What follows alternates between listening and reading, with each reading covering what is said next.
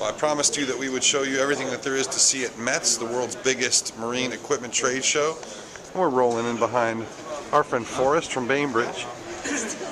But this is pretty much of a contrast with any US show. It is hugely professional, really beautiful, and giant. And we're excited to see all the new stuff rolling out this year.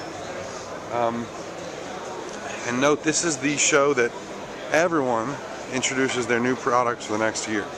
So they hold them back from all the other shows just so they can do it here. I'll show you, give an idea real quick. This is the press room.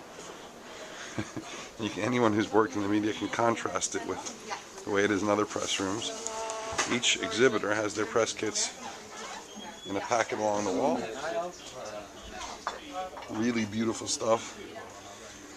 All the folders and CDs and gifts and everything else. And I think I'll read you a little note from Bill Dixon, who's the chairman of the show.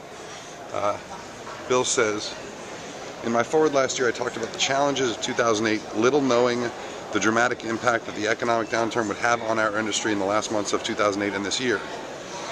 Although for many of us it's not the first recession we've been through, it was the speed of the market's contraction that made it so damaging and difficult to manage. This impact has been equally felt all the way down the supply chain. I can only imagine the difficulty for equipment suppliers seeing forward orders canceled or put on hold in a very short period of time. Many of us have experienced the impact of companies failing during this period, and I think we can all sense that our industry will have changed substantially when the market recovers. But what is the market going to recover to? Up until 2008, the massive growth we'd enjoyed in boat sales had been fueled by cheap, easily available lending. This will not be available again, and my view is that we will be looking at more at emerging markets to make up for lower sales in our traditional ones. Recessions are always an opportunity for companies to emerge in a stronger position." This is what I'm reading from. "The key is having the right products as the market recovers.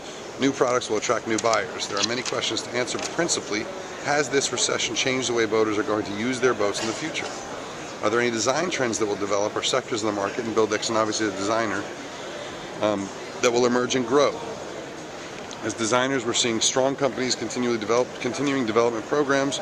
Some are accelerating them and moving into new sectors at the same time. We even have startup companies unworried about damaging turnover from existing product lines who are developing equipment advances in very interesting areas like propulsion systems. The DAME Awards will rightly continue to be the major award for innovation in this industry, and my thanks to everyone who's taken the time and the effort to submit products. I'm excited to see the strength of innovation in our industry, which is so obvious in this year's entrance." And today we're going to show you some of those products, but it's mostly just a get-to-know-you day for us, just to get a feel for the show. And then tomorrow we'll start with all the videos we can, but we will show you some stuff tonight.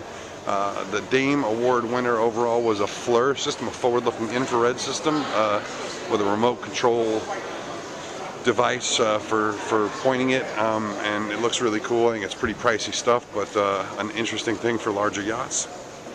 And that's the METS show, Amsterdam.